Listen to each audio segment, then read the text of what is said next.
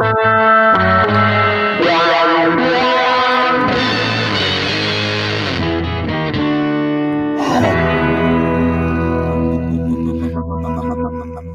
got real lucky there, man.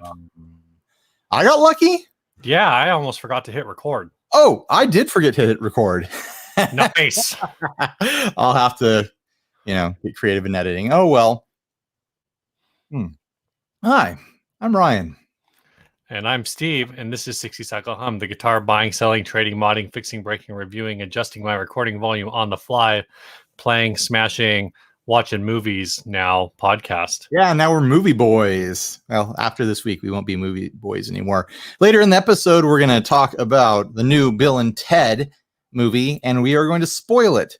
So if you don't want spoilers, tap out the moment we start doing that. But until then, here's the first ad. This first ad was sent by Mud Puppy. Yep, that was his name in the email.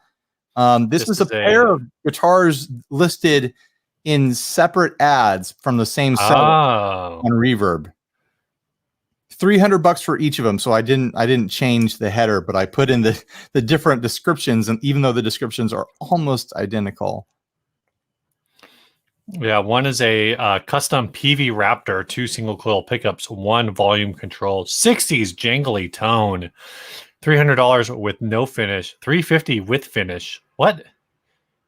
Okay, and then the other one is a custom Peavey Raptor, single humbucker, single volume, same thing, $300 with no finish, $350 with finish. What does that mean? I'm getting the gist that these are not the ones that you would buy. Oh, he's saying he will do this to a Raptor if you give him $300. Because he can't reverse it, he can't put the finish back, right? You have an air conditioner or something on over there? A fan? No. Okay. Are you picking up noise? Yeah, it's fine. Don't worry about it.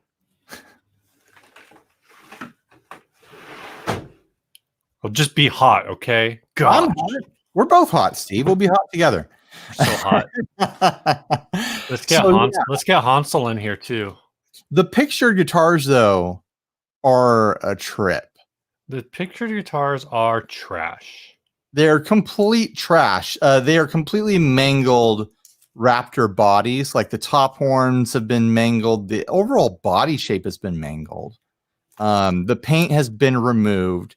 And a pick guard that covers most of the body has been cut out of, I'm assuming, a thin piece of plywood. And then, I don't know if you can see this detail, Steve. I'll zoom in a bit here. Enhance. There we go. Take a look at the bridge. Oh, good grief. That is not it. I mean, first thing is bolted on top of the pick guard. It's a backwards Strat bridge. It's a left-handed Strat bridge without the saddles. So the strings are just floating off the back end of the bridge. Okay, also, zoom back out. That's not the only crazy thing here. The other crazy thing is that the bridge pickup is framed with the back plate of a Strat tremolo cover. Yeah. No modifications made to it, just put there as a pick guard. One of these I hate more than the other. Do you know which one I hate more than the other? Ooh. I think you hate the one on the right more. The single coil one. I do hate the single coil one more. I'm basically the one on the left. I think the pick guard body shape overall, the way those kind of mesh together, it's got a DIY charm to it. You know what? I was looking at the one on the left and I was like, you know what? You clean up some of those lines, you give it a unique headstock, you put some sort of gold foil in the pickup slot, and you give it a proper bridge, and you got yourself something kind of charming, something maybe even a little boutique-y looking. Like there's an esoteric boutique sort of quality to it, where the one on the right just crosses the line into trash. Yeah. It looks like someone just pointed out. It looks like the one on the right not only has an upside down or has the pickup or the cavity cover from a Strat, but it also has a telly pickup or telly bridge in the neck position. That's a mounting plate for a Telecaster bridge. Let me enhance here. Yeah, it's like a conversion plate. I don't really understand what. No, I think that's a telly pickup. I don't think it is, man. I think it's a is. Strat pickup. I think whatever they have it mount, unless they put a Strat cover over it. But there's something. I think it's just like a white telly bridge pickup. It's really hard to tell because most of the pickup is underneath the wood pick guard, and the thing covering it, I think, is the thing around it. I think is just to cover some sort of loose routing or something like that. I have no idea what's going on there. No, I think they chopped up a telly bridge. All right. I mean, you might be right. You might be right. But to me, that looks like one of those conversion, like humbucker to telly conversion plates. Maybe. No, it's not. It's not wide enough, though. The thing that throws you is why is it at an angle? Right. No, that's what I'm saying. That's why I think you think it is a piece of metal bridge. Yeah. You think it's a piece of bridge. Okay. You might be right on that. It also has that offset screw. Yeah. Like that because a telly bridge pickup has is mounted by 3 screws. I guess I was just assuming it was holding that piece of whatever it is down. So yeah, good call from good shout out from the chat tonight. Yeah, seriously. $300, man. Would you even? I wouldn't even do $300 for both of these. But I mean, $350 with the finish, though. Oh, with the finish. What does that mean? He's gonna assemble it all. We still don't know. A can of Deft in the thing out there that I've been wanting to use on a guitar for like 3 years. I haven't used. Is that the finish? Based on the quality of all of this, I think Deft is probably too high quality of a finishing rattle can for this project. Yeah, I don't know if that stuff's good at all in general, but none of this is worth anywhere near $300. Like it's worth less than a Peavey Raptor in stock condition, which is $175. $250. Yeah, and that's the problem, right? So the guitar, I think that you can get a Peavey Raptor Plus HSS on Reverb right now for $115. Yeah, shipped to you. $84.96 plus $30 shipping. This guy wants $35 to ship these guitars. What? Get out of here. Jeez. The $300 should be a ransom. Like, pay $300 or this will happen to your guitar. Yeah. And also, yeah. This is awful. This is a murder. Maybe finish doesn't mean he'll put paint on it. Maybe finish means he will finish the guitar. Like Mortal Kombat style. Okay. $300, I won't finish the guitar. $350, I'll finish him. $350, I will kill this guitar. This store, that's why I called it alternative underground. This is just bad, dude. This is so much bad. You know what? They're almost there. The bridge is the thing that throws them the most. If these had a functional bridge on them, they could be like, yeah, I could see someone playing one of these on stage in like a folky outsider art kind of experimental sort of way. The fact that it's clearly non-functional with the bridge missing its saddles, which I don't even understand what would lead someone to do something like that. Yeah, there's no value to them because there's no way these play any decently at all. Here's another problem. That's a mangled way to say that. Lay the problem on me. the guitar on the right is not. I mean, I guess maybe the body was from a Peavey Raptor, but the neck isn't. Neck. Yeah, it's some sort of Stratty type neck. All right. For let's see, what at what you know what? I can't even play this game. What price is what at what price point is this interesting to you? Oh man. $45. Yeah, $45. I'm willing to drive to this person's house, give him $45, put this thing in front of my car and run it over. I don't even need to be super rich to feel that way. Just regular, not super rich, not even barely at all in any sort of way rich Steve. Yeah, these need to be rescued. For $45, completely broke Steve goes out, gets his guitar, and smashes it in the driveway and says, throw this in your freaking trash, man. Here's the thing. Disposing of these guitars is not good enough. Rescuing these two guitars is not good enough. This person needs to go to prison. This person needs to go to guitar prison. Because they will do this again. They need to be stopped. We need to protect the other guitars of the world. Or this is going to happen again and again and again to innocent Peavey Raptors that don't deserve this sort of treatment. Innocent Peavey Raptors. This is sold as described, but it's also described as being in good condition. I've described every single thing I've ever sold in my life. That doesn't mean anything. That's not a feature.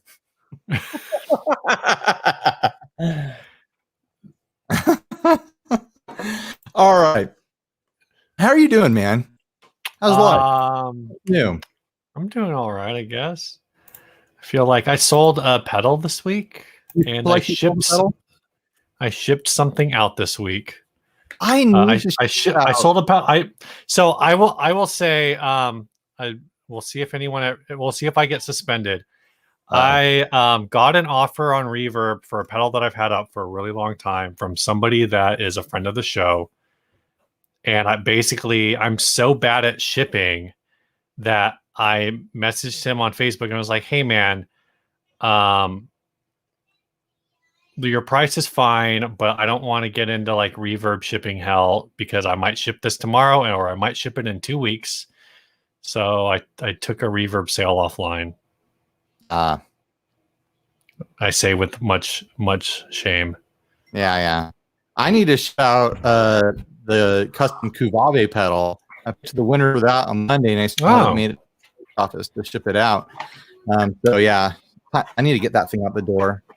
The pedal I sold was the Gear Supply Harmonic Tremolo. I sold it to an avid Gear Supply Co. pedal collector. The most valuable collection of unique and limited edition pedals on the planet. I think that might be. I mean, I don't know how. I guess there were 4 pedals in that line. He said he did not have any of these in his collection, but I think he has like 5 light drives. Oh my gosh, why? That's ridiculous. I'm not kidding. This guy's a collector. Sorry, I'm adjusting my chair. Steve is adjusting down there in his chair area. The charia, if you will. Yeah. Oh man. I had something new on my mind. Now I can't remember what it was. Someone in our Facebook group got one of the Paranormal Cabronita Telecasters in red with the Jazzmaster pickups in them. I think the new thing for me is that I thought I wanted them, but he revealed that they are indeed not real Jazzmaster pickups. And I feel like it sucks enough of the wind out of my sails to want to get one. And I've already been teetering like, oh man, I probably shouldn't buy another paranormal guitar, even though I want to try them all, just because it's a lot of guitars to have around. And I mean, it is money that I have to spend to get them. But what kind of pickups are they? They're like a secret P90. So it's probably whatever's in the J Mascus. Oh, interesting. Because they have the screw pole pieces and the construction inside is a P90 construction versus the Jazzmaster construction. They are different pickups. And unfortunately, Fender has muddied the water by hiding P90s and the J Mascus and now this. So it's interesting because it says that they are Fender Design Alnico. I mean, who knows what that means? But they're not. They're Jazzmaster pickups, so. No, it does say. I'm saying it. They're claiming that they're Jazzmaster pickups. Oh, well, they don't have the right construction to be true Jazzmaster pickups. So interesting. Yeah, and maybe someone else will get one and say, "Oh no, I opened it up. It's Jazzmaster pickups." But the fact that they have screw poles speaks volumes in that direction. So I could still get one and then eventually trade out pickups for Jazzmaster pickups. But then I feel like that goes against this. I don't know. I'm wrestling with it. My hope was to get one of those and then swap the baritone neck onto it for fun later on to have that colorful body with those pickups. And I guess if I'm doing that sort of thing, then I could just swap in the Squier Jazzmaster pickups that I have here that I took out of the vintage modified. I don't know. I'm having trouble getting motivated for it now. And I don't think I want the offset telly, even though they look really cool. And I definitely don't want a Tornado. People keep bugging me to get the Tornado. I'm like, why? What about that would appeal to me? So all I can say is the Paranormal Cabronita is listed as having Fender designed Alnico single coil. The Classic Vibe claims to have Fender designed Alnico single coil. The J Mascus just says single coil Jazzmaster. So but it does. Zoom in on the Classic Vibe. Are there screw pull pieces or are there solid pull pieces? If you can look that closely, they look solid. Well, look at the ones on the Paranormal then. Because they look like those are screws. Interesting. So that's a P90 thing. So yeah, and it's a different construction, is what the guy reported. So and the J Mascus has the screws. Yeah. There we go. We just did some super sleuthing off screen. You know what I did, Ryan? What did you do, Steve? I clicked and in my brain I said enhance. Enhanced, and then I saw the screws. They probably have high quality photos up wherever you're looking. They do. I had to zoom. Like Fender actually lets you zoom in a couple levels.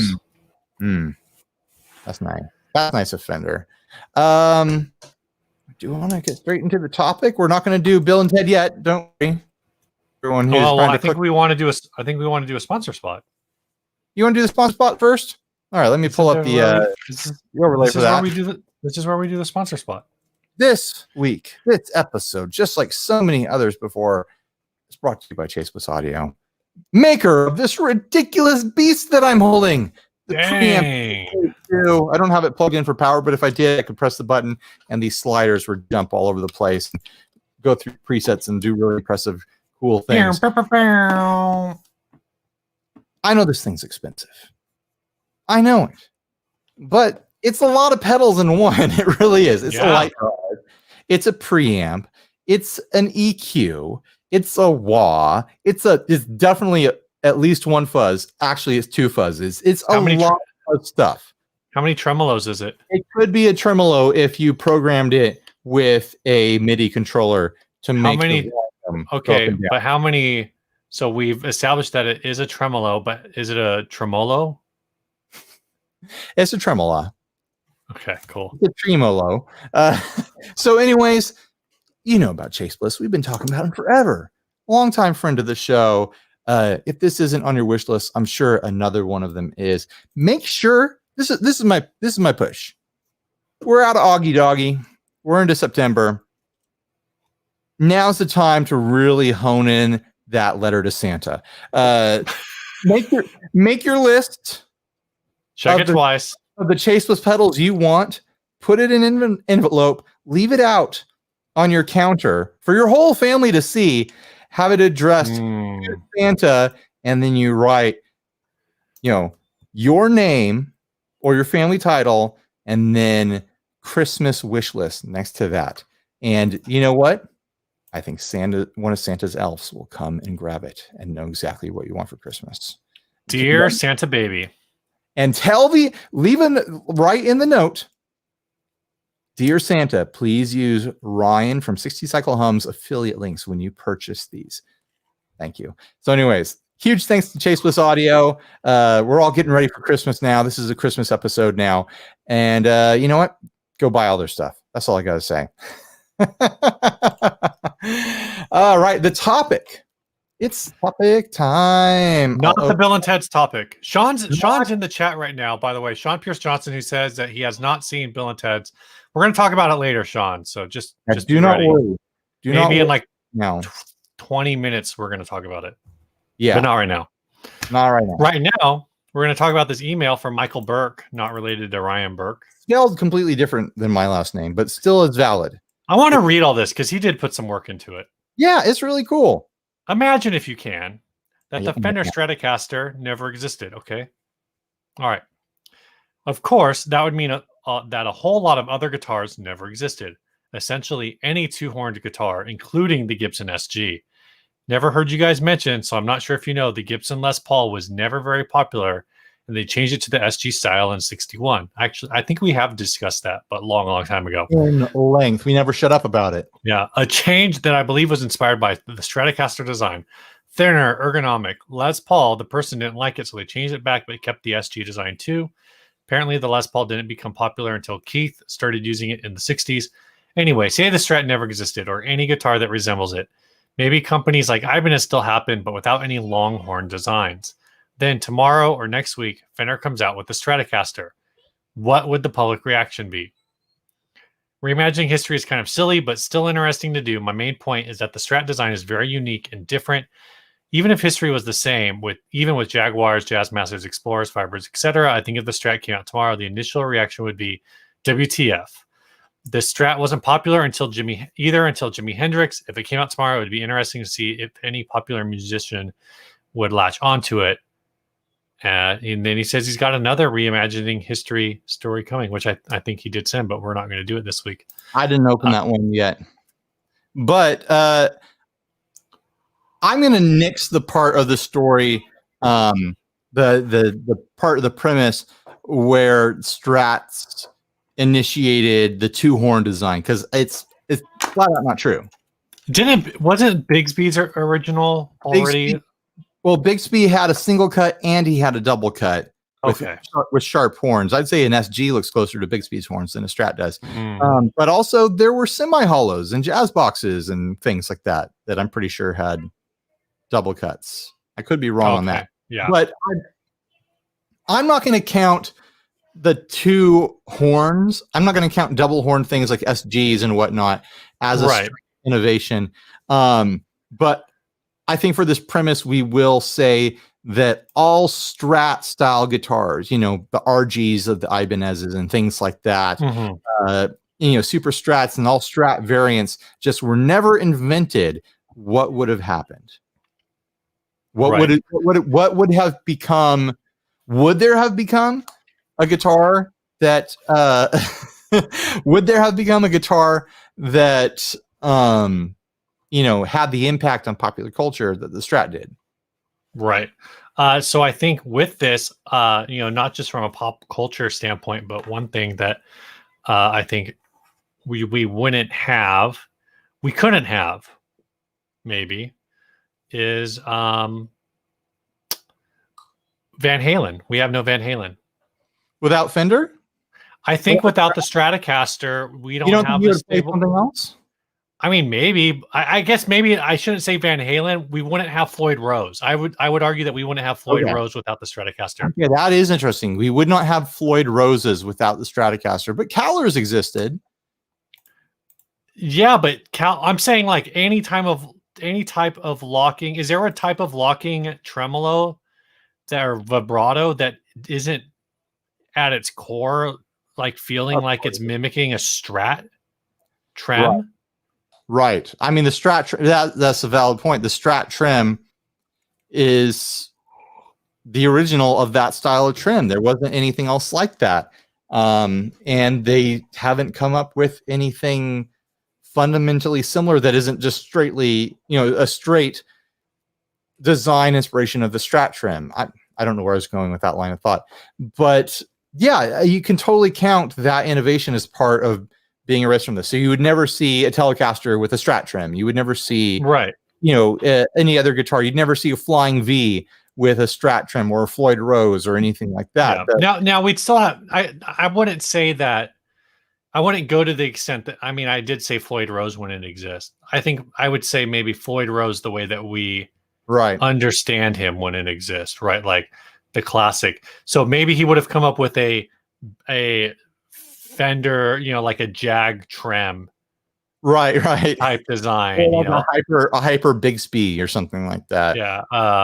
Alternate timeline, any kind of convergent evolutionary sort of like event could have taken place where something very similar to a Strat trim or Strat parts could have materialized. Yeah. I was thinking about before pressing record on the show. Did Strats introduce the concept of 3 pickup guitars? No. They did not. That's well.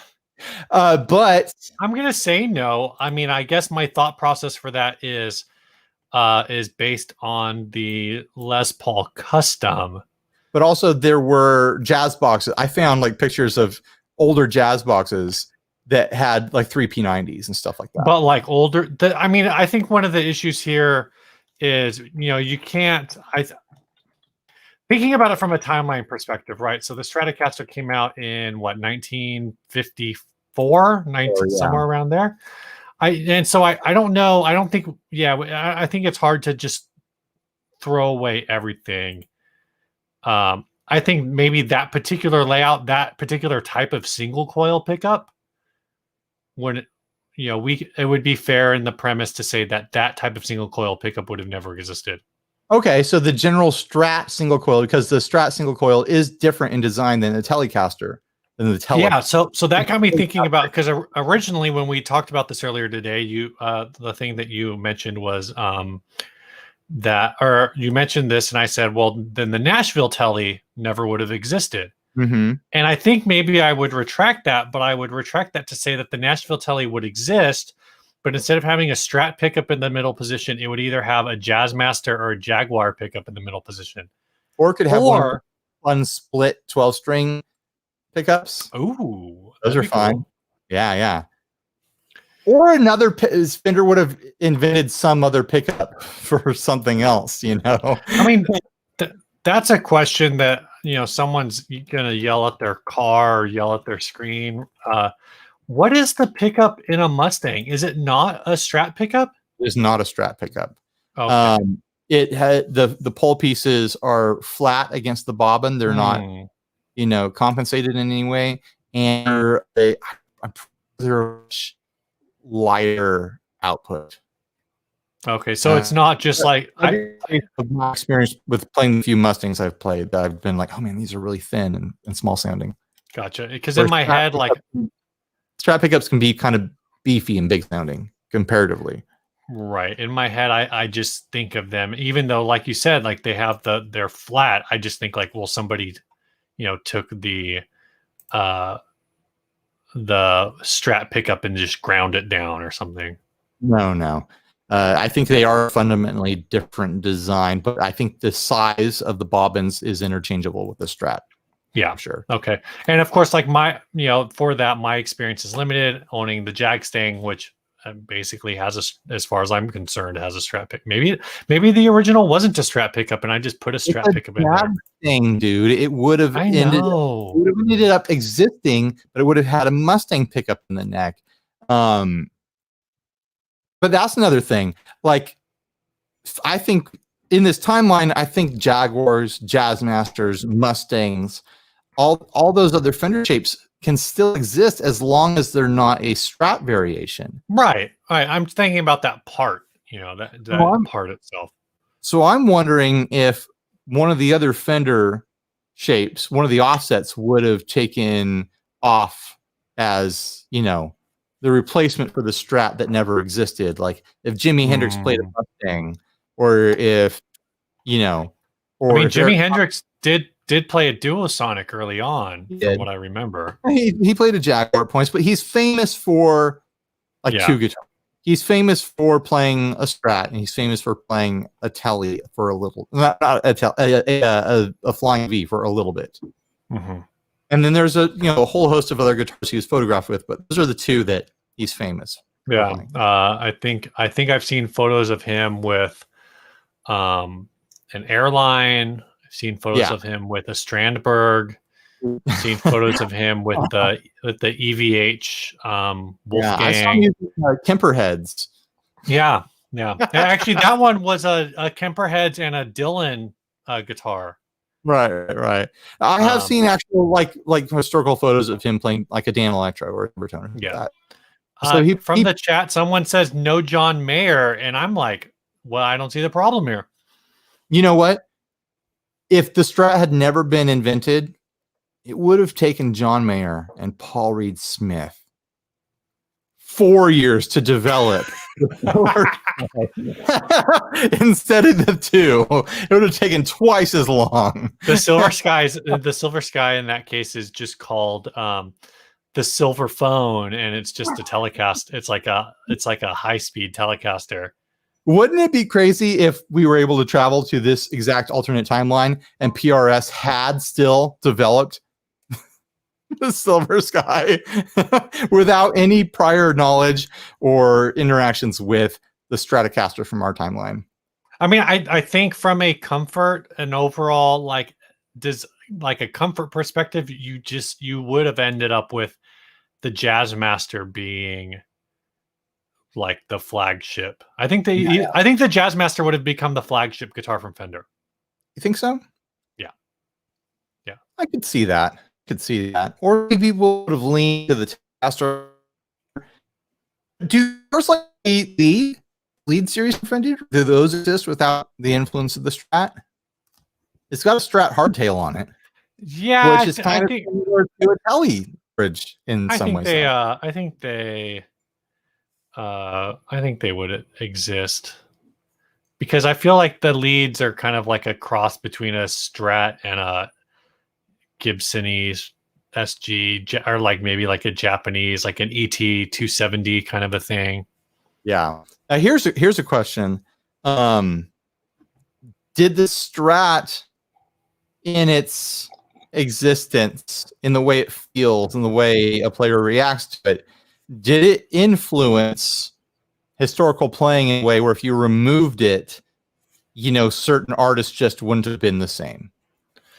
Or like music, like guitar playing wouldn't have advanced in the same direction. Because it's kind of like, with the trem feeling so unique, with the pickups being kind of unique, especially compared to everything else that came out in that time, does it provide a different flavor and cause, players to react differently than they would have?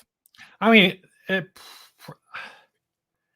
probably, but also, I mean, if you're good, you're good. Like that's that whole, the video that's gone around for years and years and years is it Satriani sitting down with some kids like Squier Affinity, playing what he's ended up as being. He if he didn't have the benefit of learning to play that way on a Super Strat, then he might have played completely differently. You don't think that? But I'm saying like someone would have just. The problem there is like, again, it's this question of if no one ever evolves a Strat, and actually Vi or Satriani, those are perfect examples. If Floyd Rose doesn't come up with some kind of locking trem system, then basically all of that shred music doesn't exist. Like it can't exist. It relies, I wouldn't say the shred music itself, but at least like the dive bomby, the motorcycle sounds. On a regular Strat, it's just you won't be in tune when you come back. So are you gonna? So I mean, are all those guys just gonna dive bomb on on a Jag Jazzmaster trim? They're gonna dive bomb on a Bigsby. They're definitely not gonna do. They're definitely not gonna do it on a Mustang vibrato because you can't even flutter a Mustang vibrato and get it back into tune. I've seen videos of people who have them set up good enough that they can do very extreme stuff with them. But I think you got to really dial in that guitar to make a Mustang trim usable and stable. Yeah, I think it would have changed the way a lot of people play, for sure. If a super version of one of these evolves, you have the Super Telly. That doesn't really sound that very good. You've got the Super Jag. That kind of sounds weird. Super Mustang is right out. Super Jazz sounds dumb. The only the genre of the future. There are only two options here. One is the Super Paul. I think that name works. Super Paul. And you know who pioneers the Super Paul is Paul Gilbert. Oh my gosh. Super Paul. And then the other one is, instead of the Super Jazz, it becomes the Super Master. I think that sounds cool. Super Master. Super Master. Man, it would be fun to have like a Super Master, like an offset with a Floyd Rose and a shreddy neck. That would be fun. And then if you've got a guy who's really good at sucking other shredders into guitar battles, and they're just both there with their Super Masters, but one guy's like he's really good at getting he's a little bit of a hustler in these guitar battles. You know what he is? What? He's a Super Master baiter. Gosh, come on. Oh, you're going to mention like a real person. I'm cutting you off, Steve. I think this topic's done. that's like the devil in Crossroads. That's what he is. That's Steve Vai in Crossroads. Okay, he's the Super masturbator. All right, I got it. Is that what you wanted to hear from me, Steve? You wanted to hear me say masturbator? No, I mean, I have now. It's not like I've never heard you say that before. I know. I say it constantly. Yeah, you won't stop saying it. I can't control myself. I have to say it almost every day. All right. This next ad was brought to us by Jason Welch. This is a Christian bass. Is it a Christian bass, or is it a Goldfish cracker themed bass? Is what I want to know. I thought it was a Goldfish cracker themed bass. The ad listing on this is very wild. They won't let me play bass on my lunch break anymore. That's the only description. I mean, I guess like the body is small. Is it short scale? It might be short scale. Some kind of travel bass. I'm betting just by looking at this thing that it's like, Bronco bass length. Mm-hmm. Like look at the scale of the pickups to the length of string between the neck and the bridge. Like it's a tiny scale. It looks like the Ibanez mini bass. And also the case, the proportions of the case tell you a lot. Yeah. I tried to look this up because on the headstock it says it's the Goldfish Bassfish, and everything on here is wanting to know if goldfish are a suitable replacement for minnows. Well, when you're fishing for bass or for bass.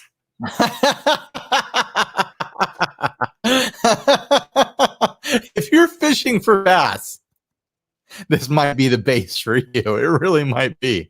I am seeing one of these on Reverb for $115. The listing was sold. I don't know if that was the sold price.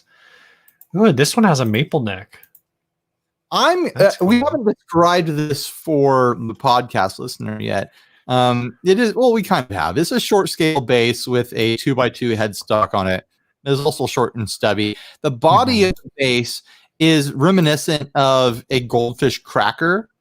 But the top horn is kind of swooping towards the neck, more like a Strat kind of headstock. So this would not have existed in that alternate timeline we were talking about. It's got that Strat horn. And then the logo on the back and on the headstock is of a very Christian-looking fish. So my question is, were they trying to do a Christian fish with the shape of the body? I really don't think so. I mean, maybe they got that general idea. You can buy these, or these apparently were sold on Amazon at some point. Yeah, most things are at some point. I think the description is wild. This guy, I'm assuming he was a guy. He might not have been. This woman. Let's just assume woman. This woman bought this Goldfish bass guitar and took it to work with her and was playing it. I'm assuming in her cubicle on her lunch break or in the lunchroom, maybe the break room, because they said they won't let her play it on her lunch break, which must be in a public space or a space. Maybe she was just interrupting other workers. Maybe she was just wasting too much time.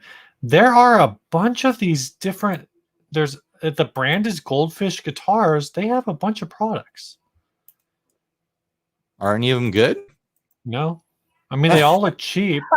I just can't see there's some sold through Guitar Center. Again, Really? everything is out of stock. Okay. But I've seen the guitar version where it's symmetric. Yeah, so I don't where the bass is symmetric. Yeah, but I saw a version of the bass that was symmetric. I found their website. It's gone. Their website is gone. Yeah, it's gone. It's over. I found their Facebook page. I think the fact that this looks like they made a Finding Nemo, so it's a clownfish shaped ukulele. Mm-hmm. I think somebody just saw wacky shape off of Alibaba, said that looks like a goldfish. I'm going to make a brand called Goldfish Guitars. Right. I'll order 30 of them so I can sell them. This page was created in 2010. Yeah. Well, that means these are rare, Steve. There's a related page called Fishuku. It's just the ukuleles. Still linking to goldfishguitars.com, which again does not exist. All right. anymore. So in terms of interest, Steve, $80. If this is close by in the neighborhood, you got $80 in your pocket. No, you're not tempted at all. For $80, I can probably. Do you think they would let you? Do you think your job would let you play in the play on your lunch break? Can't talk all of them. I mean, probably. I don't think they'd have a problem with that. I'm not very good, so I wouldn't want to. But if you were doing it in the lunchroom or the break room, would you get in trouble playing bass at work? No. If you did it in your workspace, if you did it while you I'm in an open office, so that would probably do? drive people crazy. Did you play this during a conference meeting at work? I don't webcam, so as long as I'm on mute, maybe. I bet when I worked in an office, I could have gotten away with playing a little bass. Are you saying in a conference where I'm in a room with other people, or when I'm on a call with it? No, office meeting, like a face-to-face. Everyone's around the table. There's bagels and donuts, and you got your bass. And while everyone's taking notes, you're like probably couldn't pull that off. Although you're not amplified, so it just sounds like something. Yeah, I want to know if you're like bass is my religion, Davey 504 is my god, and they're like, you can't play this at church at work anymore if you could sue your company for discriminating against your religion. Mm-hmm. I think you don't even need to say it's a religion. You say it's your lifestyle. Bass is my lifestyle. I can't be separate from it. Well, what you have to do is you have to get the ADA involved by making just being a bass player disability, Ryan. Yeah, no, you're like. I'm not saying bass players have a disability. I'm saying if they want to play at work, it'll help if they do. Let's say this is like my emotional support base. My emotional support base. We've said it 3 times now, so it's true. Or like rig some sort of situation where like this may look like an ordinary base, but in reality, this is where I keep my dialysis machine, and it's I've got to wear it at all times, and you've got a tube running out into your body. If you've got a disability that you could hack into this base, I think you could get away with being a permanent base holding person at your work. In which case, you're going to need a nice kind of grippy suede strap, because this thing is going to flop all over the place. You're gonna have to always. You need strap. You're gonna have to always have it attached to your body. You need strap locks. You need the suede strap, like I just mentioned, or else it's just going to be around your ankles all the time. That's the reality of it. Do we want to jump into Bill and Ted time now, Steve? All right, guys. This is a part of the show where we spoil Bill and Ted Face the Music for you. So if you care, GTFO. If you don't care, then you can hang. We'll give you to the count of 20. I'm just kidding. But to the count of 69, dudes. Yeah. I'd say, oh my gosh, we have 69 dudes watching right now. I'd say if you hear us start to talk about something that you care about not being spoiled, then tap out then. But I think leading up into it, you kind of know what's going to happen in Bill and Ted, right? You kind of know what's going to happen. They're going to have an adventure where they need to save the future. They need to save some point in time. They need to save the fate of the universe, and they need to do it with music because they're Bill and Ted. And they're being presented as dumb, which I have problems with. I think they're smart, which shows how dumb I am. they actually, I think, presented them as much smarter in this movie. Well, they're adults than the previous 2 movies. They're not teenagers. Yeah. They're like 45 years old now or whatever. Or 50. They're 50. Right. Let's get it out. Let's get it out right off the bat. Did you like it? Did you like this movie? I am still processing this movie. I liked it. I had fun. Steve's little bar is still filling up. Processing movie. You liked it. But you sound a little pensive. I really liked Alex Winter in this movie, and I was really about Keanu Reeves in this movie.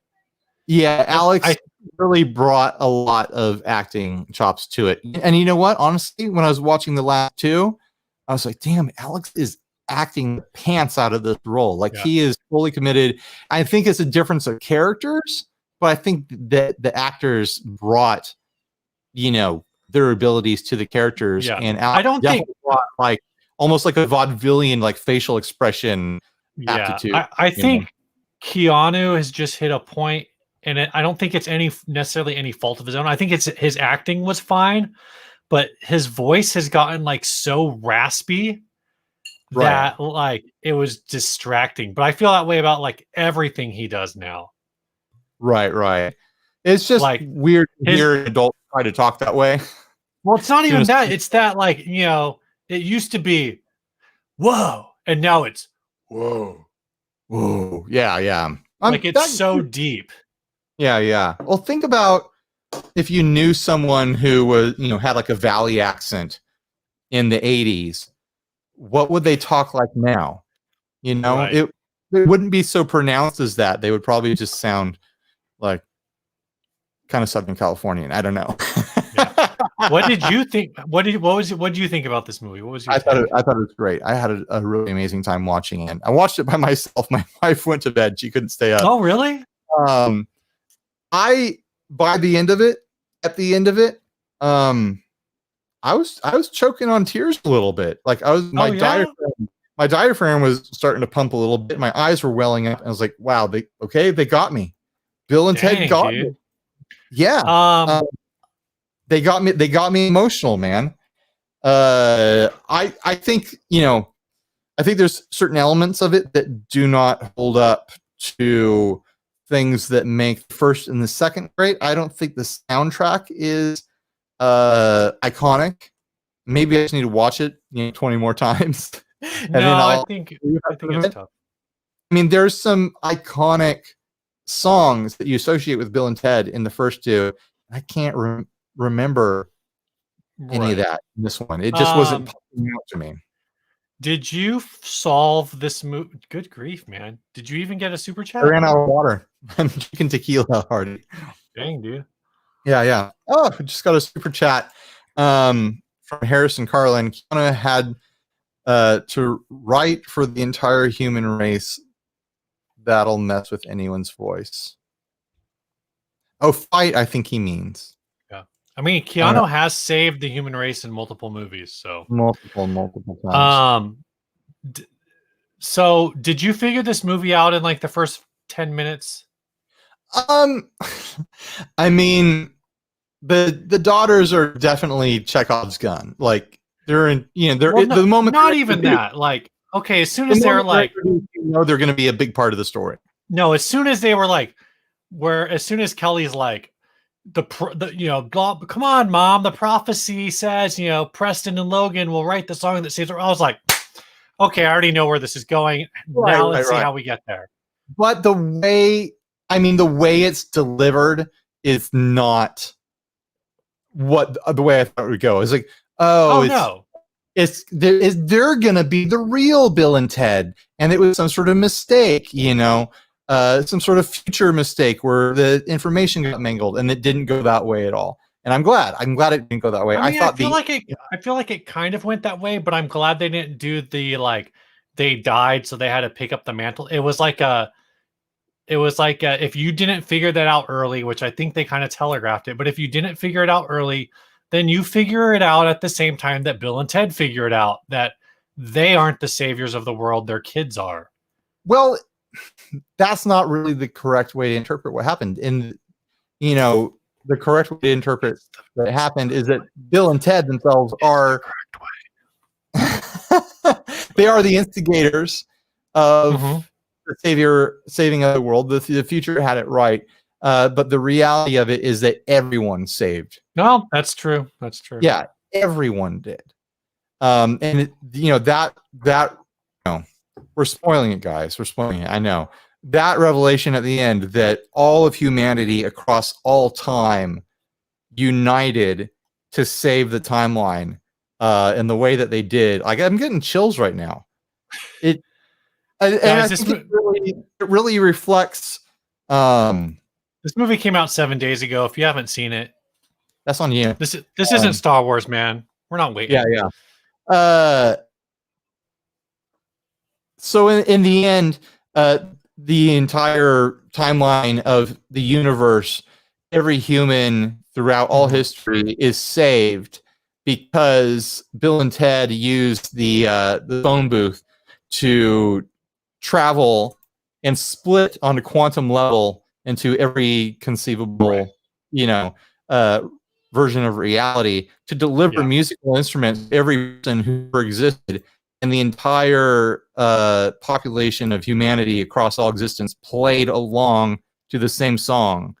At some point, you're not spoiling the movie; you're just reciting the plot. I'm just reciting the plot. We warned you guys about spoilers over and over again. Guys, let me tell you about Bill and Ted Face the Music. In Bill and Ted Face the Music, this movie is based on a 1989 film called Bill and Ted's Excellent Adventure. That's where this starts. And in Bill and Ted's Then, in 1991, there was another movie. Oh my gosh, shut up. Bill and Ted's Bogus Journey. My summation of why that's so great is, something that I said was missing in the second one is the deep connection to the musician's experience that the first one had that make it so endearing, of that experience of starting a band with a friend. You're having a great time. You're completely oblivious, but completely excited, and you completely suck. But you have this feeling like this is going to lead to greatness somehow. This Face the Music cashes in on another extremely relatable musician experience, is that you just want to play music with everyone. Yeah.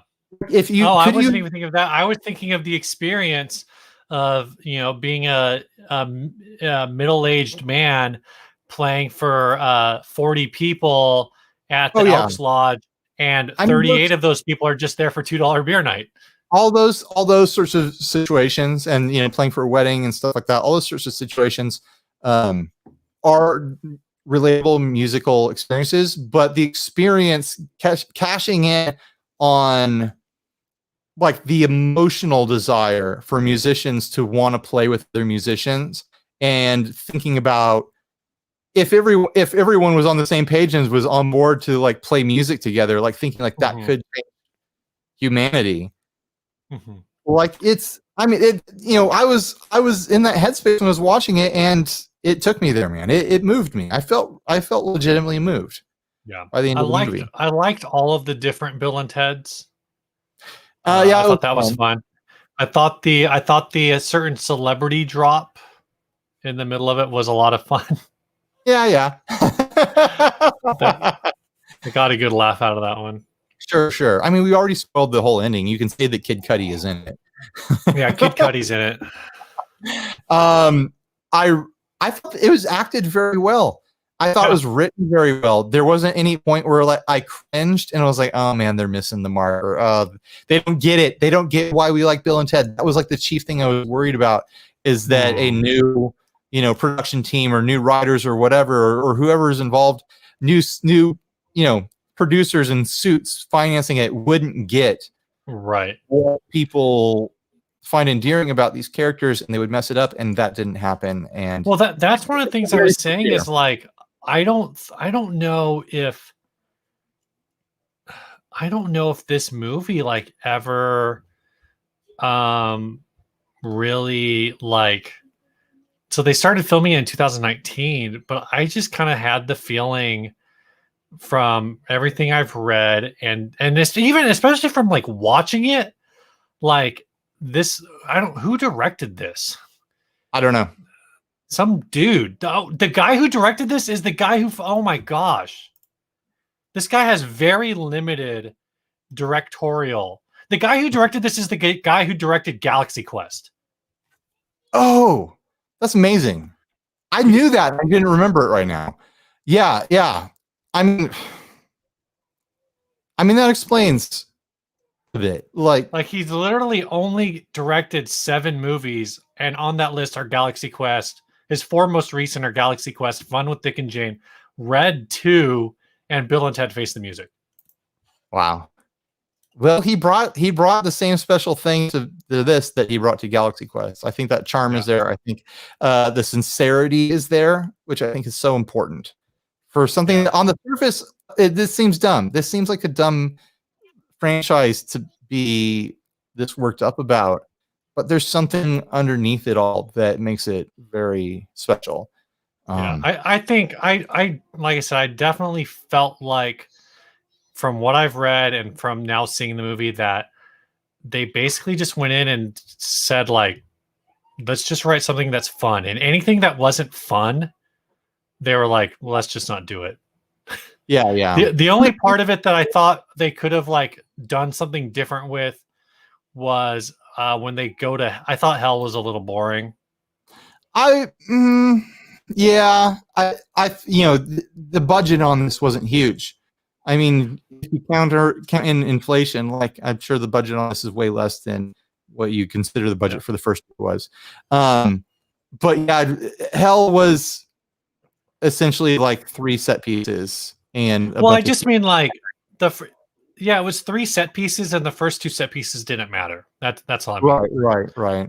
Like the whole, we can't find anyone else. Like I was like, either find them or don't find them. Like, let's move along. I like where it ended up, that eventually they like, they reunite with everybody else who's dead, and then they're like, yo, Death, what's up? Yeah. Like that was fun. That once like it became the interaction with Death. Oh my gosh. Bill Sadler was chewing the script. Like he was, if Alex Winter was acting his ass off, this will be go down as William Sadler's greatest. Who is he? Death. Okay, yeah. Oh yeah, he's amazing as Death. And I was so happy Death made it back into this movie. Yeah. Just incredible character from the second movie. And I mean, so vital. I mean, in the end credits of the second one, you find out how vital death is going to be to, their career. And I'm glad they picked all that up again. He acted his pants off, having a lot of fun with this. I really enjoyed, I want to know your take on it. I really enjoy the Insecure murder bot. Do you remember his gosh, yes. That was ridiculous. It was a lot of fun. Like, you think you know where the character's going to go, but at each step it's a little bit like more of a leaning, like, well, I don't think this robot's so sure of himself. Yeah. No, that was ridiculous. And then he's just like, yeah, yes, that was. People do die. Bill and Ted do die and go to hell. Lots of people die and go to hell in this movie. That is the central plot point of the movie at a certain point. I mean, there's a lot of plot points. It goes a lot of directions. The big spoiler, the really big spoiler, do we want to spoil this one or do we want to keep it a secret? The marital fate of Misty. Oh, of Missy? I mean, you find out in the first like 5 minutes of the movie. If there's anything that needs a true spoiler, that's a true spoiler. We'll leave that. You guys, in the first couple of minutes of the movie, you discover it is revealed to you the marital fate of Missy, the woman who was married to Ted's dad and then left Ted's dad and married Bill's dad. Yeah. And then in this movie is yet again marrying someone else. That's something that surprised me. That is shown in the trailer that Bill and Ted are playing at a wedding. Mm-hmm. And my assumption was, they've fallen so far that they play weddings now. They're wedding musicians. The reality is they are at Missy's wedding, observing her marriage to someone in their group of people. Who could it be? Is it Rufus? It's Napoleon. It's Napoleon. Guys, it's Napoleon. That would actually be pretty great. Nissan just commented, you guys catch that Kid Cudi was Station? Was he supposed to be Station, or was he was that just a throwback? I took it as a throwback. He was aware of Station as a phrase because he lives in the timeline where Bill and Ted rose to fame after playing a show Saved by Station, building Bill and Ted robots to defeat the other evil Bill and Ted robots. Apparently he is credited as a manifestation of Station. What? No way. And I don't know what that is based on, but that is how they didn't make that clear enough that I caught it. I caught that he said Station, but in the second movie, Station is established as something that people say to each other. Not just. And so that's the way I took it, is like maybe at some point he got thrown into that space, but apparently, at least on he is on at least one of the sources I'm looking at, credited as a incarnation of Station. That's weird. I'll have to rewatch it and see if I agree with that, because I mean, I get the angle that he's presented as being humorously aware of and knowledgeable in quantum physics and time travel and all sorts of various things having to do with the movie. But I thought it was more just like, oh, this isn't someone that you would expect to be, like a quantum physicist. And here they have all this knowledge. They're just completely on board with what's going on. I'll have to rewatch it. Maybe it's hinted that he's Station, but I didn't catch that. Yeah, I don't know. I just thought it was like a throwback, like a nod. Right. So yeah, if you haven't watched it already, sorry if we spoiled it for you. I think you should go watch it then. Whatever way is convenient for you. We hit the Inner Circle Fund to fund our Amazon rentals. You rent or buy? I rented. Okay. Did you buy? I did not buy. No. So actually, I don't think we can watch it now. Yeah, it's too late. I mean, I can find a way. I wanted to send the money their way as as my official thanks for doing it. Yeah, we got it from Amazon, $19.99 to Jeff Bezos and 1 cent to everyone else. Thanks, Bezos, for hosting this. Yeah. Oh, did you stay? Someone just asked, did you stay after the credits? Yeah, of course. Okay, of course you did. Because every movie has an after credit scene now, so you have to stick around. Also, I was just on the couch absorbing it, like still feeling like this emotional response that I had to it. The end credit scene was most excellent. Most excellent, yes. Most triumphant. Yeah. What did you think of how the daughters were portrayed? How their acting, their personalities, I thought it was fine. It was a little sometimes it was a little try-hardy, but whatever. It worked. But I mean, if you watch the original Bill and Ted with fresh eye, you'd be like, oh, they are putting it on thick. This is a crazy act they're doing. Yeah. So there's no way to do that, to be under the influence of Bill and Ted as a child and be reared up in that and still be excited about it in your early 20s. Imagine still being excited about your parents, about their unprovable, crazy idea about being the saviors of the universe through their terrible music. Still being excited on your dads. So that was very unrealistic. But I don't really understand the timeline. I always have timeline problems with every movie, of course. In the movie, they say that the events of the second movie were 25 years earlier, which is how old the girls are. Right. I guess I'm kind of lost on how 1991 was 25 years ago, but whatever. It's not a big deal. We don't live in their timeline, Steve. Maybe maybe they lost a few years to some sort of calendar change or something like that. There was a handful of moments where the daughters said their own Bill and Ted-isms. There were clever combinations of Scrabble words, 50-point Scrabble words that Bill and Ted should know. They're also much smarter than their parents. They're just equally slacking. They're like Wikipedia kids. The way they presented is they know everything. They're historians, That being said, apparently the Keanu Reeves and Alex Winter have said that a fourth movie would be up to the fans. And when they asked the writer said that they think that the Bill and Ted story is done, but that a Bill and Thea movie could happen. I think it should be done now. I think this should be the end. If they do anything else, it shouldn't be a movie. I might be down for. What would be smart is if they did is Bill and Thea, is their character names?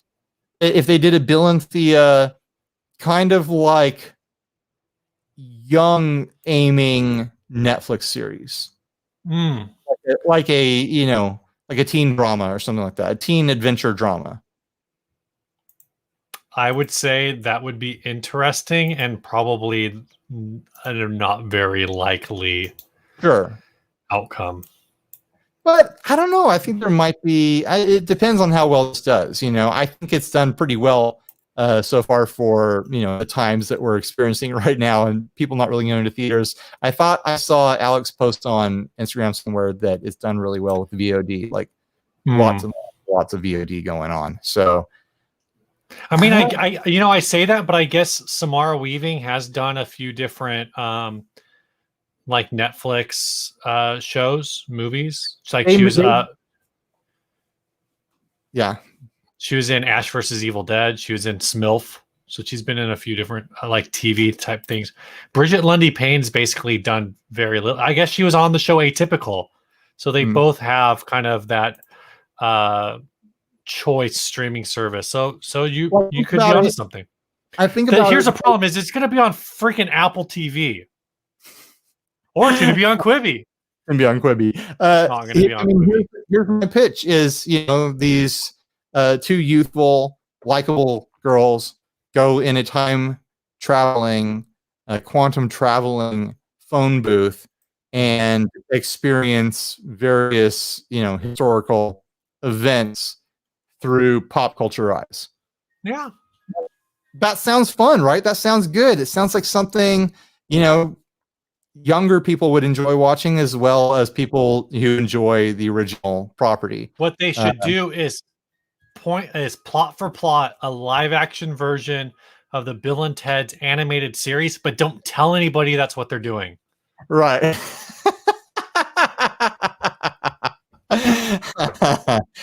I think we've said our piece on this. I'm sure we'll talk about it so many more times in the future and forever and ever and ever. Great job. If anyone who's involved with this is watching for some reason, you stumbled upon this. Great job. It meant a lot to me watching it, and it tugged at my heartstrings, and it checked a lot of boxes for me. So I appreciate it, and I think it was worth doing. And it was a lot of fun. I enjoyed it. Yeah. I'm going to watch it again. That's for sure. I'm going to try to get my wife to watch it. I don't think she cares about Bill and Ted, but oh man, I watched it with my wife.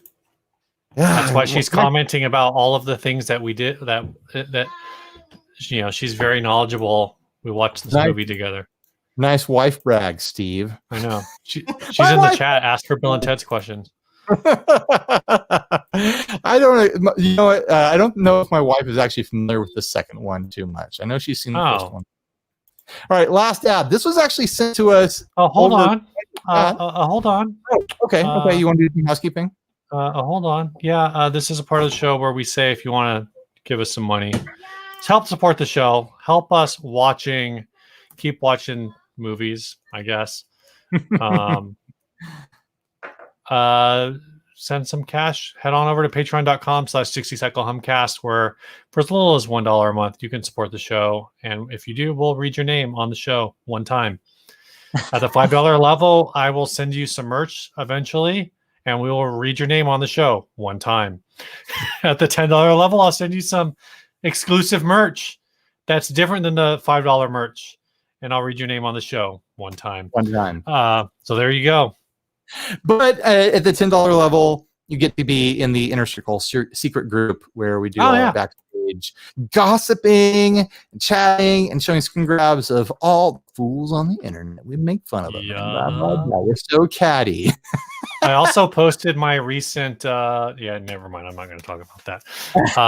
But it's in the Inner Circle. If you want to know what I'm talking about, that I'm not actually going to talk about, you got to join. Only $10. Yeah.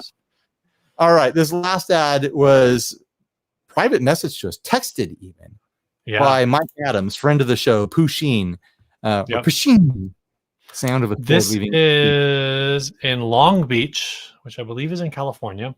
It's right next to Short Beach. Dang it! I was about to make that joke. I could feel it winding up. I knew you were there. Oh, man. All right. PRS locking tuners, $100. Set of 6 original vintage Paul Reed Smith Phase 1 locking tuners.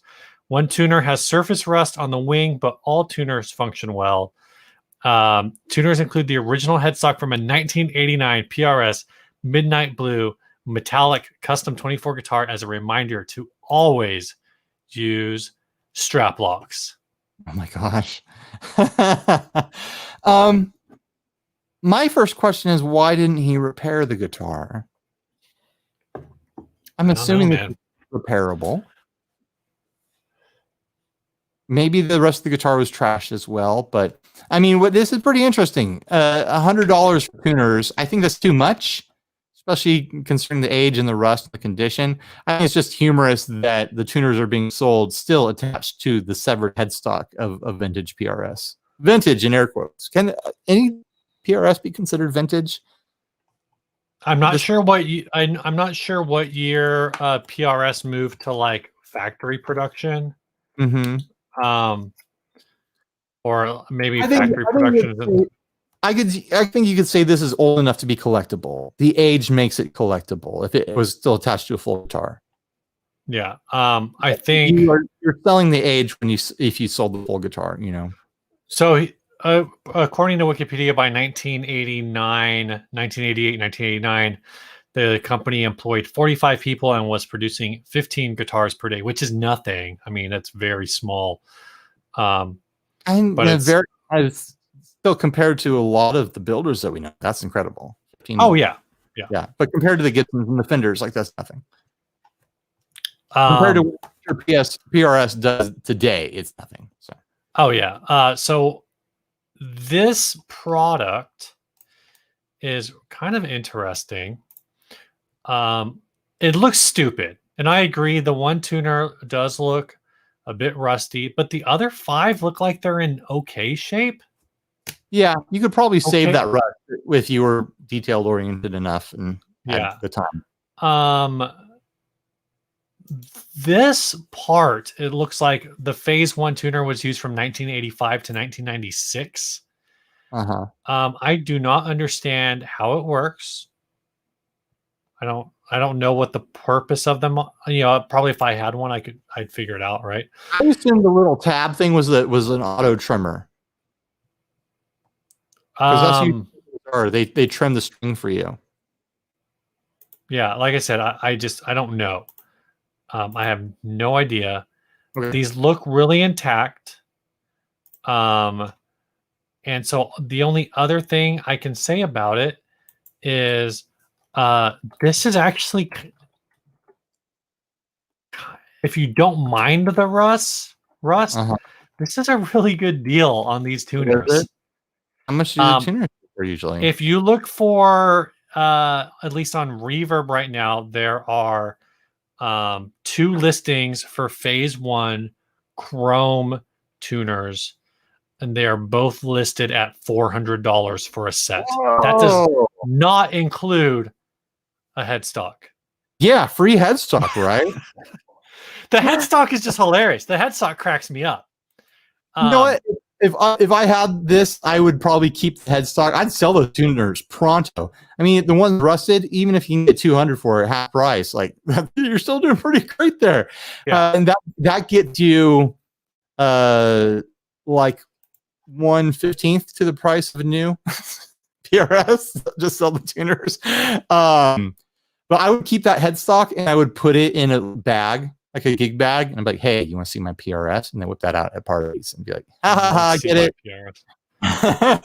But yeah, I'd sell those tuners right away. I'd separate them from the headstock though, and try to fix up that rust a little bit and try to get as much as I could for them. That's Flip City right there. I wonder if maybe I will say maybe the ones on Reverb are overpriced I'm only seeing one that sold on eBay. It was $135. Sold for $135. Where they're not going to sell right away, but they're going to sell the moment the correct buyer sees them. And it's like, that's right. Well, and like there could also just be a market that is because some people are like, I just need one tuner. That's true too. Some of the other tuner sets I'm seeing online too are actual okay, you know how on a tuner you have like on the back, so you've got like the part where the gear is. And then you have like the part where the screw goes through. A lot of the ones I'm seeing, the part where the screw goes is broken. Like that little screw hole. So it's kind of so these ones presumably might be all intact. I can't see the next picture there, but if they're all intact, this could be worth a little bit more. I don't know. Yeah. But this is you part these out and it's like someone wants to replace one of their broken ones. You sell them one for $100. You got 6 tuners here. You got $600 in your pocket. Maybe you sell the rest. I don't think you can sell one for $100, but I'm seeing like single tuners for like seeing these for like $30 to $40 a piece.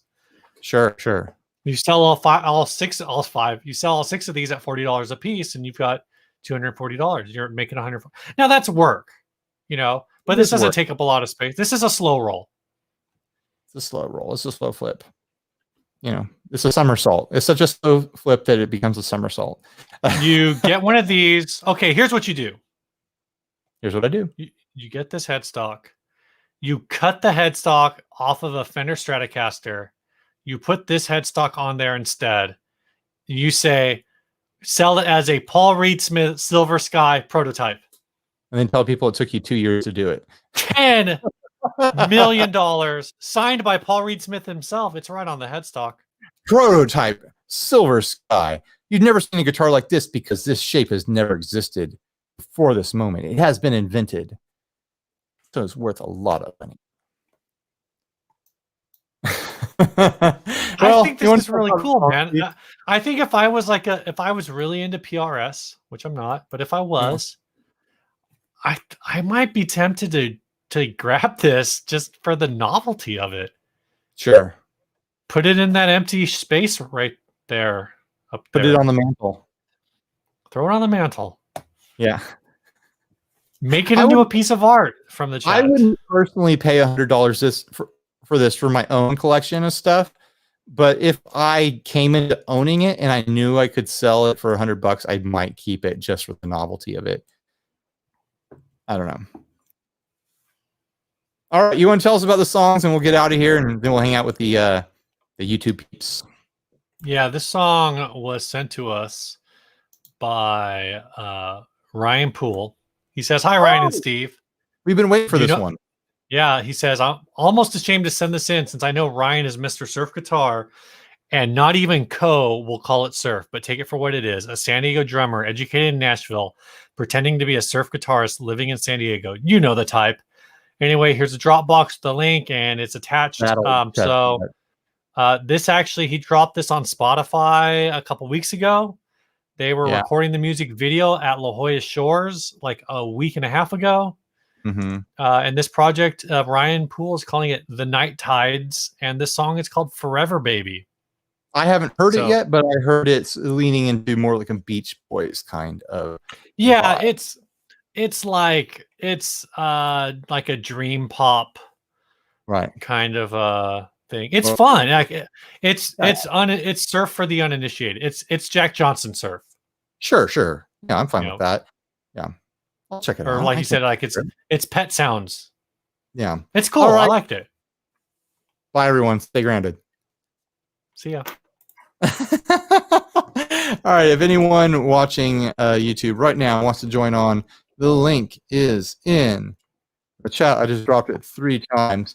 Otherwise, Steve and I will hang out. I'm going to do some more tequila. Try to clean up the bottle to get it out of my pantry. I was drinking this on Monday for my birthday, Steve, and I got drunk. I definitely got drunk. On the thing, on the live video. Live stream. I joined that. I thought about turning my camera on, and then I was like, would I get in trouble? I probably would get in trouble. I mean, if you turn on the camera and start playing that bass at work, you're going to get a talking to. Yeah. You can't play on your lunch break anymore. I have to. Well, it would have been funny because I wouldn't have been watching the live stream. I would have I had the live stream up and I was listening to it, but if I would have tried to get into StreamYard, my camera would have just been running, but I wouldn't really be interacting with it. You'd just see people walking back and forth. That would be kind of funny if you just let it run, and you had it minimized, and someone would walk by and be like, "Hey, I think your camera's on," because the light would be on or whatever. No, I don't. With our laptops, there's no light. Secret cameras. That's always good to have in the workplace. Yeah. Running, you might not even know it. We could go through some of the other suggested topics from the Facebook call out. If you guys are watching art on our Facebook group, go do it. Talk about ISO boxes for home recording. I've never used that, so I don't have any experience.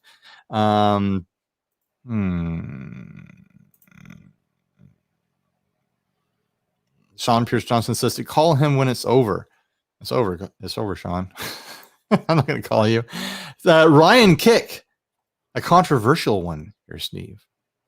Talk about the seesaw. Where the heck is that thing? The JHS seesaw. I think anyone holding out hope for the seesaw at this point, what is going on, dude? I think the rest of us have given up. That was 5 years ago, 4 years ago by JHS.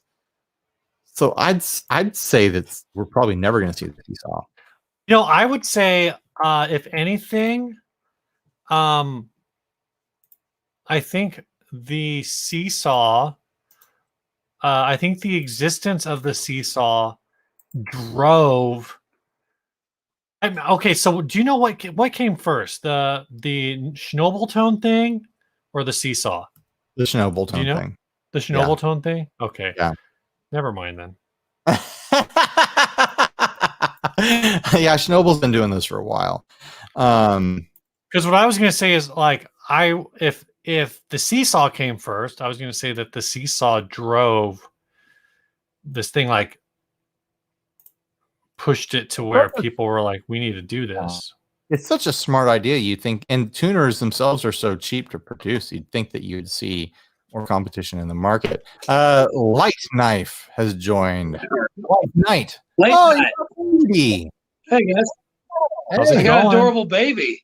Yeah, Oh, dang. There we go. Yeah, this is Silas Paul. He's hungry, so Do that. I'm gonna try to get this. Here we go. I'm gonna flip my camera around because it's weird. Oh, There we go. There we go. I like that. Oh, it's not down anymore. I like the upside down. I don't even know what's going on. I don't know. I don't know where Yeah, to that's look. I'm so tired. I'm 2 months into this baby. I'm so tired. I don't know. What time is it where you are? What time is it where I am? Somewhere like around 11, I think. Okay. From Missouri. Yeah, Oh, yeah. okay. Yeah, the first Yeah. 2 months of baby stuff. It's It's rough. gonna keep that way for a while. It's gonna be like that for a while, and your whole body. Yeah, this is my second. So I've got a 3-year-old little girl. Yeah, There- and nothing prepares you. Even the second one, you don't know. It's just your brain pushes that trauma out of your memory so that you'll have more babies in the future. Otherwise, we would never do it again. There we go. There we go. People want to see him more than they want to see me. That's for sure. So Bill and Ted, come on, hands down, fantastic. It Fantastic. felt so great.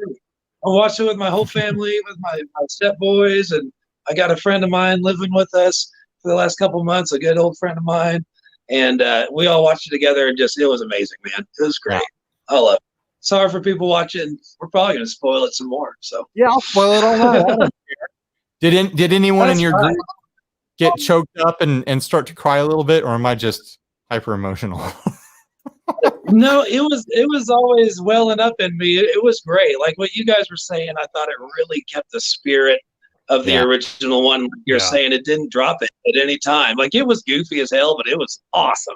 It was great. Loved it. I mean, the fact that the originals are so goofy and so lighthearted gives them a lot of license to just like, oh, you don't really have to care about, the time travel in a science fiction sort of way. There's a lot of like details you just let go just because of the personality and the charm of it. Oh, well, you don't care that none of those guys are like Jimi Hendrix doesn't look like he's playing his guitar, but it doesn't matter. It's awesome. I didn't get Jimi Hendrix, but none Rufus didn't look like it in the first one. None of them did. And it doesn't matter. It's awesome, Yeah. That's one of the player you guys know. Yeah, well, I'm sure you guys catch that in movies all the time because you're players, and you're like, they're faking it so hard, Yeah. Yeah. Oh, yeah. Like when someone's trying to smoke a cigarette in a movie and they don't know what they're doing. It's hilarious. I love it. I always like it when an actor like completely mangles the syllable of a word, so they say it in a way that no one would say it in conversation. I can't think of an example right Absolutely. now. Every time I catch it, I'm like, man, that is not how you would say that word. No. You mean like tremolo? It's like you're probably an English guy trying to be an American or something, Right. Oh yeah. That sounds like one of my coworkers who pronounces the word. I can't even. He said sequins. The little shiny things on dresses. Sequins. He calls them sequins. Sorry, guys. All right. Oh, you gonna give me greasy burps? Give me some greasy burps. All right. Sorry, guys. Yeah. It's all right. Hey, Sassy Cat. Hey there, what's going on? Not much. It's baby time. Purple shirts up top, babies on the bottom, and Sassy Cat, you got to go get a baby now. Yep. Would a baby the Ruth rules. work? Yeah. I could get a baby Ruth. I mean, the baby I'd go for a baby Ruth. Did you see that? I saw a commercial or an ad pop up. They're putting chocolate on paydays now. What? Did they decide That's they wanted heresy. them to be good? Did they want people to like them?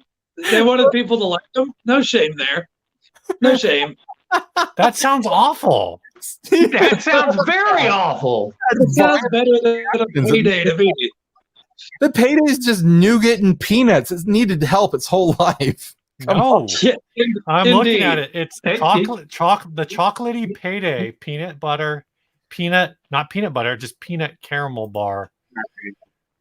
Baby Ruth enters the No. 20th century. No, we've already got enough of everything else. We don't need to add chocolate to it. Well, there's Then it's a Snickers bar. It becomes a Snickers bar. That's fine. That's fine. Why I not? don't think I've ever seen, Then call it Snickers. I've never seen Sassy Cat so upset in my life.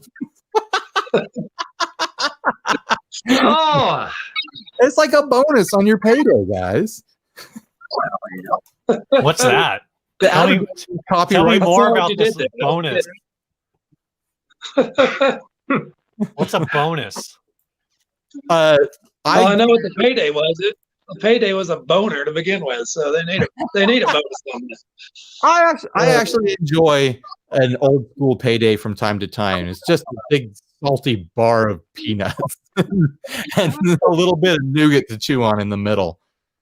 Right? Yeah. The I don't only think they're I get it. My dad loved it. I think that's the problem though, right? Is that like isn't a payday a payday covered in chocolate it's just a baby Ruth. Well, a lot of it's still different enough. It's still Are different. they? Yeah, it's got a ton more peanuts than a baby Ruth, like a ton more peanuts. I'm gonna jump on here. I'm gonna like on some random day. I'm just gonna live stream for like 2 minutes. I'm gonna eat a payday and a chocolate covered payday. I'm not gonna say anything. I'm just gonna wait till like 10, 20 people are in here. I'm just gonna eat it and I'm gonna log off. You got to save that for your old fans. that would be epic. Yeah. Man, I haven't. They'll had a just go in the candy inner circle. bar. Yeah, join the inner circle and you can watch But eat candy bars. We probably should do stuff like that. Do more live streams to the inner circle. More of a treat. so I gotta ask. What's a Reggie bar? Somebody says it's a Reggie bar for millennials. What the hell's a Reggie bar? Well, you're a millennial. Oh, you don't remember the Reggie bar? Nope. Okay, but this I comes don't- back during. I don't when- remember it. I'm now seeing why it existed. I understand that Okay, that it was named after Reggie Jackson, which now that makes sense. But I'm also seeing that apparently it was only produced for like a few years. It was produced for 4 years, none of which I was alive for. How dare you, Steve? How dare you not remember the Reggie bar? how dare you not be alive? You have to talk to your parents about that one. Yeah. So I mean, it got- looks got- pretty cool. It's got Just got a question from AJ about my road case videos. Ryan, did you ever play that Jazz Master at Cosonic? It's haunted me for its entire presence on road case. The next road case episode is going to be all of the playable offsets at Cosonic, all of them. So Yeah. stay tuned for that. It's going to be a lot of offsets. So that will be in there. How old is your little one there? He is just a little over 2 months. This is Silas. Yeah. Oh, look at that. Yeah. Amanda Coombe says, I freeze my Snickers. Freezing candy bars is a big thing in our household. We're big fans of freezing Reese's Cups and York patties. But I have had frozen Snickers too. Frozen York patties are excellent. Yeah. I mean, it just emphasizes the whole thing, like the chilled, like peppermint sort of quality. I remember the crazy commercials from the 90s. The crazy commercials for those from the 90s. Or maybe that was Klondike bars. I don't remember.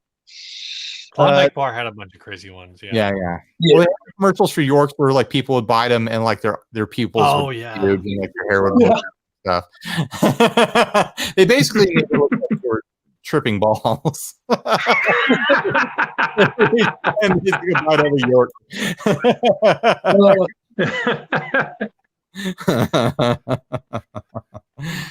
Oh man. Steve, you were going to say something. So Pooh Ninja says the Daryl Strawberry bar was just cocaine and a pixie stick, and that got me thinking about a whole slew of sports themed confections. It's like, it's like a lot of people think that Baby Ruth was named for Babe Ruth, but it was actually named for some president's daughter. But if there was a Baby Ruth candy bar, it would just be a chocolate covered hot dog with a coating of beer flavored nougat. Oh, gross, dude. So you've got hot dog covered in beer nougat, covered in chocolate. The Babe Ruth bar. I'd eat it. I'd try it, to be honest. I mean, if your fingers were made out of hot dogs, would you eat them? I'd have 10 less fingers. If you're hot dogs, if you don't eat them, something else is. I mean, so you might as well get in on it. That's right. The ants are coming. It's just going to happen. My kids would eat them. They don't care about me. Other like celebrity candy bars, but I got nothing. Big league Pooh, man. I was going to say your little one there doesn't look particularly hungry for hot dogs right now, but no, he just got, before you jumped in, I was feeding him and then I burped him and I was loud and I interrupted the show with him. But yeah, he's chilling. He's chilling out. He's pretty chill when he doesn't need anything. It's cool. He's just hitting that point where his eyes are focusing. You can tell they're sharpening up and he can see your face, and that's fun. That's a fun thing. Yeah. He's a good kid. Yeah, he is. I'm just wondering what he's going to play. My 3-year-old daughter can hold the sticks right, and she can play the drums pretty good. My stepson plays a pretty good bass. He's 12.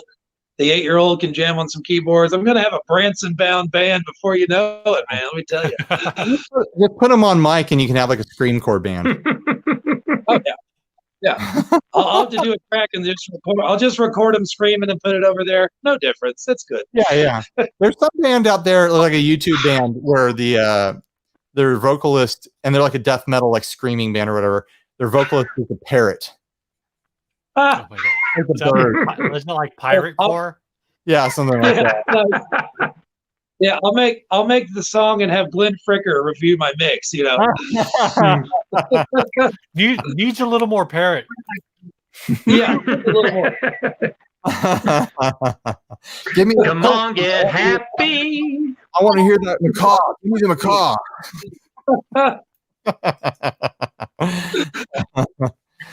That's the end of my bird knowledge there. Who's having more fun than us? Nobody. No one. Nope. No one. So, Ryan, I can't help but notice when you stand up or sit up straight that your shirt, there it is, big ear pedals. And I noticed Steve, the mug he is drinking out of. Oh my goodness! Big ear pedals. So does this? No, this is a different company. This is Big Ear Mugs. I just got big ears. I found the bottom of the bottle, guys. Oh yeah. No more tequila for me. Excuse me. We're all beverage boys. Yes. Cheers. Cheers. Boo.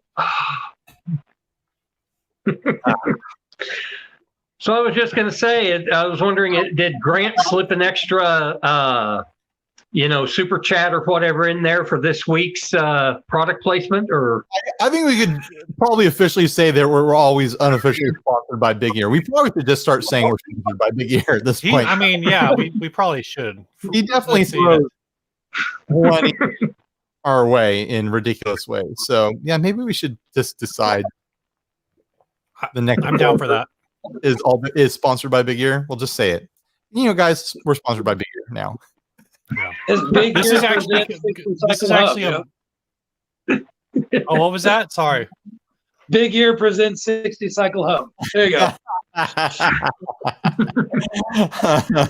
Yeah, I'll make up a title card next week that's got Big Ear on it. Yeah, I think this might be. I don't know if he's actually having mugs made yet. This might be the only one or only one of like two that exists. I mean, my joke for a Mike Tyson candy bar, it was just going to be like a ear-shaped gummy dipped in chocolate. Oh, God. Whoa. Oh. It's a super old reference, but people who get it will really get it and they'll want to try it. I'm just trying to figure out what flavor the gummy would be if it was going to be dipped in chocolate. It doesn't even need to be dipped in chocolate. I was just thinking of that's like a thing to make it a candy bar. Maybe it could be something else. How else do you make a gummy? Make it like a Abba Zaba, like it's an ear-shaped Abba Zaba. Then you can really chew on it, Kind of tasty. I'm thinking something like a cherry, like a ear-shaped cherry gummy worm dipped in dark chocolate. What if you inject the chocolate? Inject the chocolate in the gummy? I don't think it's ever been done. Oh, Genius. That's weird. Dude, you just invented that. How did that feel to invent something that's never been spoken into existence before? It's a daily thing with me. I'm good. Okay. How do you fill a gummy? It's got to be when it's warm, and you've got to create the gummy in a shape where once it fills, it acquires its final shape, and you're happy with its final shape because it's going to inflate it. There's no way to remove the gummy inside before. I'm having my mind blown right now. You talked about Abba Zabbas, and I wanted to know what is an Abba Zabba. You know what an Abba Zabba is? No, I know what it is, but like I don't know what it is, right? Like I don't know. It's taffy with peanut it's a butter. remnant of times past. And then what I learned is that Abba Zabba was apparently originally manufactured by Colby and McDermott before being purchased by the Annabelle Candy Company. Or before they started manufacturing it. Steve, we all know this. Yeah. Oh, you already know where this is? Okay. Household name. Wait, do you know where this is going? So Abba Zabba, you're my only friend. The original packaging of Abba Zabba was like I don't know, like Abba Zabba was supposed to be like an African word. And so the packaging was like that 1920s caricature of like what African people look like. Like with like gray skirts and like the Disney, like the old Disney big lips and everything. It is an old and the only thing that Annabelle will say about it is that the yellow and black checker pattern is the only way that they've ever manufactured it. They don't make a comment on the prior packaging. They're just they pretend it doesn't exist. Well, the thing is they never made it that way. Like the previous company made it that way. Yeah. Fair enough. Thinking about Abba Zabba is making me wish I wasn't so diabetic right now. Oh, dude, they're so good. There's no universe where I could justify the full Abba Zabba experience. Right How do you feel about Big Hunk? I don't care. Toblerone. What about a Toblerone? Oh, I could murder for a Toblerone right now. Sorry, Ryan. My dad has diabetes. I should know better. Big hunk is the one with peanuts floating in it, or coffee or something like that. Yeah, I've never been into that one. Yeah. What I love. Have you ever? Oh, sorry. Go ahead. For me is when I was a kid, is I'd go to 7-Eleven on my bike, and I would get I get a Charleston Chew and a Slurpee, and I would like dip the Charleston Chew in the Slurpee, and it would freeze it, and then I would take bites of frozen Charleston Chew while drinking my Slurpee. Sean Pierce Johnson. SPJ. Are we talking about candy? Yeah. We are. Yeah. Not Bill and Ted anymore. I love candy.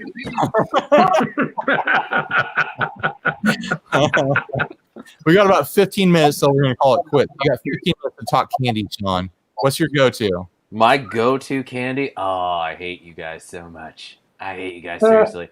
I'm a licorice guy, and my go-to lately has been that Australian soft licorice. That strawberry kind, that really hits the spot. I don't know if I've had that. It's do you like or do you just like red licorice, or you down with black licorice? I'm down with black licorice in certain types. Like the way that Australian style is, it's just like sometimes you could just like chew on licorice and it's just like, oh my god, it's gotten so hard. That's what she said. But I've never heard that. The like soft kind, it's just like you can even kind of tear it apart and it just comes apart really easily. Chew on it. It doesn't like tense up your mouth too much. It's good. I'll eat like a Twizzler. No, Twizzler is not licorice. Twizzler is just licorice. No. The consistency. The consistency. Softer than Twizzlers. Okay. Softer. Okay. Yeah. The good stuff. Yeah. Good stuff. I'll eat anything flavored like black licorice. I love that flavor. That's you are an oddity. I'll eat all the black jelly beans I can get my hands on. Yeah, Damn. I'm game for that. Yeah. But can you drink Jägermeister? Yeah, I can drink Jaeger. I love Jaeger. I figured as much. I do have a big bottle of it in my liquor cabinet that I almost never touch. Oh yeah, I've worked at a bar for the last 6 years, and that's the go-to are Jaeger bombs. And after 5 years of that, I can't do it anymore. I just can't. I can't do it. It's funny to me. I was reading about Jaeger, and apparently, here like it's an odd bomb drink, and I understand it. But the thing I was reading about is apparently like in Germany, Jaeger is considered a woman's drink. Oh wow! Because it's interesting. Hey Robert, it is a liqueur. Hey Robert. Well, it's a liqueur, and it's like this heavily flavored thing. Bitter honey. I mean, honey. Wow. Nice. That's nice. Although sometimes when I'm eating a bit of honey, I'm like, this is a bit of like a sawdust thing going on. A bit of sawdust? Bit of sawdust. But I enjoy a bit of honey from time to time. My favorite Sweetwater candy is the Fireballs. I go for the Fireballs every time. That's the good stuff as far as I'm concerned. I have to say, I talked to you guys a few months ago, and I got a guitar from them, and they sent me the wrong one prior, but both boxes, they did not send me a bag of candy. I was like, I get the feeling sometimes Sweetwater. Don't they know that that's the only reason we buy stuff from them anymore is to get free candy? They don't even throw any good stuff in there, though. Not really. Yeah. Oh, I can change the order of people. That's weird. Oh, wow. But why? Controlling the pecking order. Way to exert your hierarchical structure of things here. This way he can put the very much picture together. Oh, and all John and I are in the same room. Oh, hi. Oh, hi. Who's there? Oh, my God. Why am I the focal point here? StreamYard told me there were new features, and I'm just checking them out. Too close. Extreme close-up. As if we needed any more 90s movie talk on this.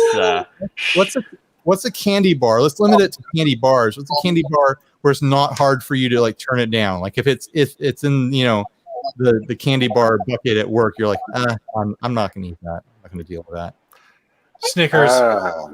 Really, Snickers? I've warmed up to Snickers in the last like year or two, but for most of my existence, Snickers just like Snickers more than probably any other of like the major candy bars makes me thirsty. I can pass on Three Musketeers. Yeah, same here. Love me some Three Musketeers. Yeah. I want to say that the fun size Three Musketeers are the ideal Three Musketeers. Yeah, I would agree with that. Because a regular Three Musketeers is too much. It's kind of a lot. It's kind of a lot to choke down. I know some of my some of the SoCal peeps here in the chat, and obviously on this whole thing will know of Thrifty ice cream.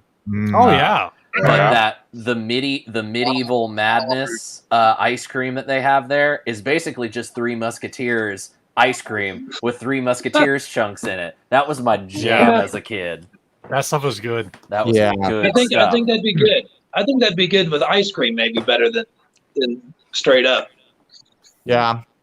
The thing about, for the people that don't know, Thrifty's ice cream is famously bad drugstore ice cream in Southern California. But when you're a kid, it's because it was one of the few places you could go to get a scoop for like 79 cents or something like that. You get a scoop of ice cream.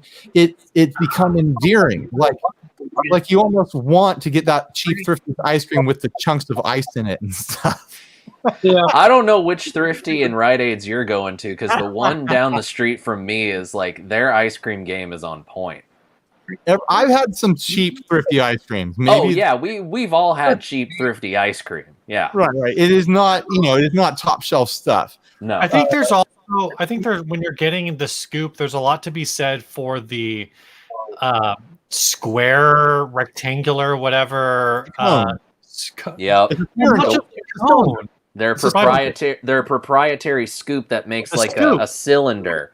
Dude, apparently sometime last year they actually manufactured a small run of them, and people bought them up and were trying to flip them for like 3 times the amount that Rite Aid was selling the scoops for.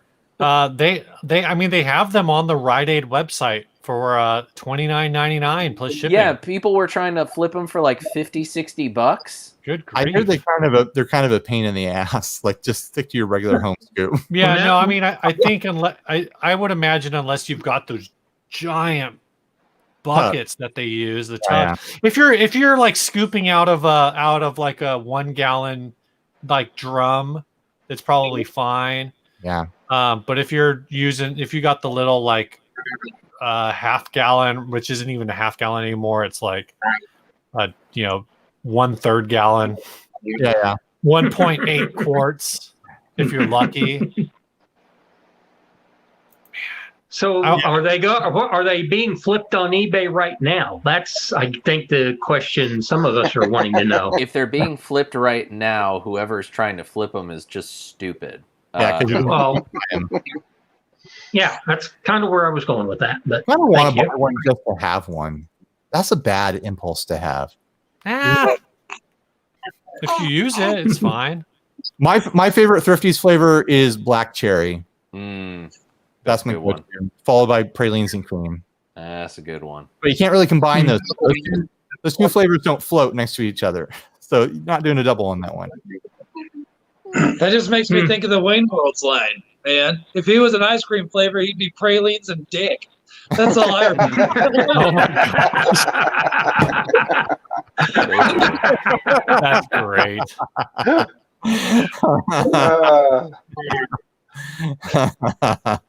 That's pretty good.